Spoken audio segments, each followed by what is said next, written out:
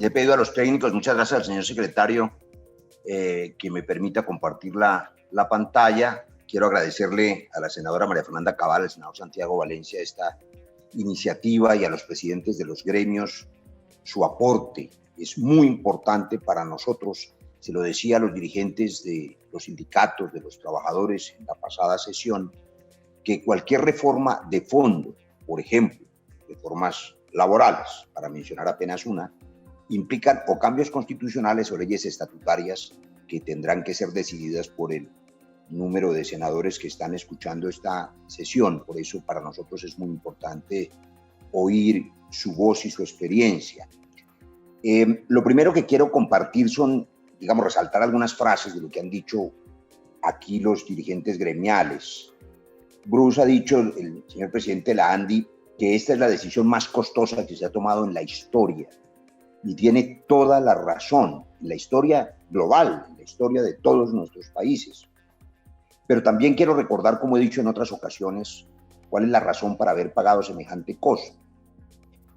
El año pasado, lo he dicho aquí, murieron 500.000 personas por malaria, 450.000 por dengue. 7 niños murieron por hambre el año pasado, en las cifras de la FAO, y el mundo no paró. Nosotros no hemos llegado a 400.000 muertos por el terrible COVID, y el mundo paró desde hace mucho rato, desde antes de llegar a 100.000. De manera que el mundo no paró por solidaridad, paró por miedo, porque en esta ocasión no son los pobres los que se mueren solamente. Y lo digo porque mi conclusión tiene que ver con ese cambio de paradigma. No es una acusación global. Todos los seres humanos tenemos miedo, hay un instinto de supervivencia. Pero la supervivencia de ahora en adelante tendrá que ver con la solidaridad. Creo además que nos han ilustrado con cifras muy concretas, pero además con asuntos que hay que resaltar. También ha dicho Bruce que hemos sido tímidos en las decisiones, que hay que evaluar el sentido de la oportunidad, reaccionar, no esperar. Las decisiones que haya que tomar, hay que tomarlas ya de manera contundente y rápida. Yo creo que para todos resulta claro que el mundo tomó ya una decisión. Pasar de la que se llamó la etapa de mitigación a la etapa de control del daño, dicho en términos no epidemiológicos, sino más bien médicos, pues pasar de la etapa del control del virus al control de la enfermedad. Nosotros abogamos, la mayoría de quienes aquí estamos, por el aislamiento obligatorio. Era indispensable, era necesario, fue positivo, la única medida eficaz para detener la velocidad del virus. Claro que había que hacerlo, pero bien dijo el doctor Cabal, nuestro presidente de Penalco, Vallecaucano también, que cada momento exige unas medidas. Y nadie aquí es extraño a la certeza de que las cuarentenas no pueden ser eternas, simplemente los países y las sociedades se desbordan. No vamos a evaluar en esta sesión para qué era la cuarentena y si sirvió o no, y si el gobierno aprovechó estos 2 meses de sacrificio social y económico para tener a punto el sistema hospitalario, sanitario. Pero lo que sí creo que hay que decir de una buena vez que hemos entrado a otra etapa, la etapa del daño económico, del daño social y también del daño institucional. Y eso implica entonces tomar otras medidas, como bien decía el presidente de Penalco, que ya no son solamente medidas para sobrevivir, y allí hago un asterisco. Todos clamamos por endeudamiento durante estos 2 meses y esas han sido las medidas que se han tomado, él lo explicó muy bien. Pero endeudarse para sobrevivir no es una buena idea en el mediano plazo. Las medidas en las que hay que pensar ya no son solo de la pandemia, sino de la pospandemia, son medidas para reactivar la economía. Y me parece entonces que hay que mirar con un ojo de más largo plazo. Más que los subsidios temporales, que con razón todos los sectores aquí están clamando que se prolongue un poco más el subsidio a las nóminas, que sea, digamos, con unos criterios objetivos, yo creo que hay que pensar en los apoyos estructurales. Y apoyos estructurales, digo yo, por un par de años, porque quiero pensar que no va a haber una década de retroceso, como dijo alguno de los dirigentes. Tal vez logremos como generación el milagro de que el retroceso sea solo de unos 2 o 3 años. Y en todo caso, las que hay que tomar en los próximos 2 o 3 años. Quiero mostrarles apenas un poco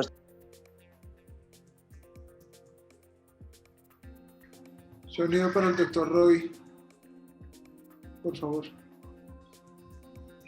Doctor Roy, a su solicitud, y así lo haré con los demás compañeros que me dicen que este tema es muy importante, daremos 5 minutos iniciales y 1 minuto adicional para concluir, para que todos puedan expresarse en sus ideas. Bueno, Adelante. pues muchas gracias. Vamos a tratar de volar entonces, solamente cifras gruesas. Estas son 11.685.000 personas ocupadas.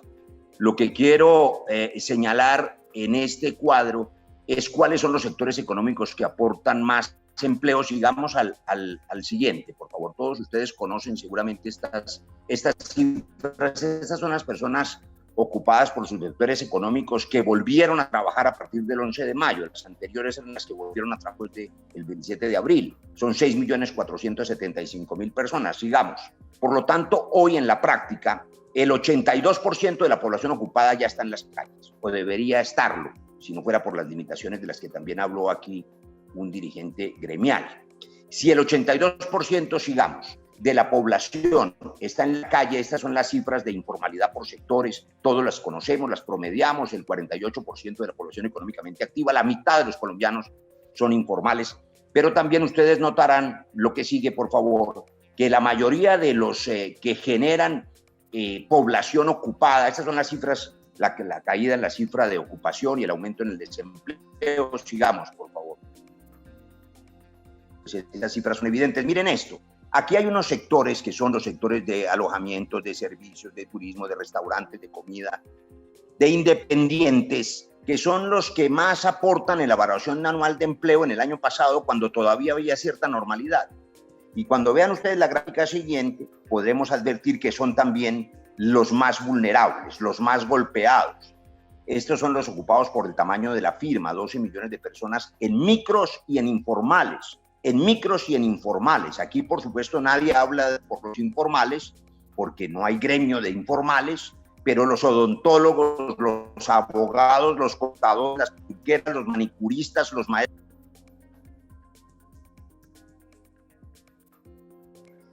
Doctor Roy, 1 minuto más, por favor, para que pueda terminar. Hizo una muy buena exposición sobre ese grupo de informales que son los campesinos. La siguiente, por favor. Quiero señalar que son estos los sectores entonces más vulnerables.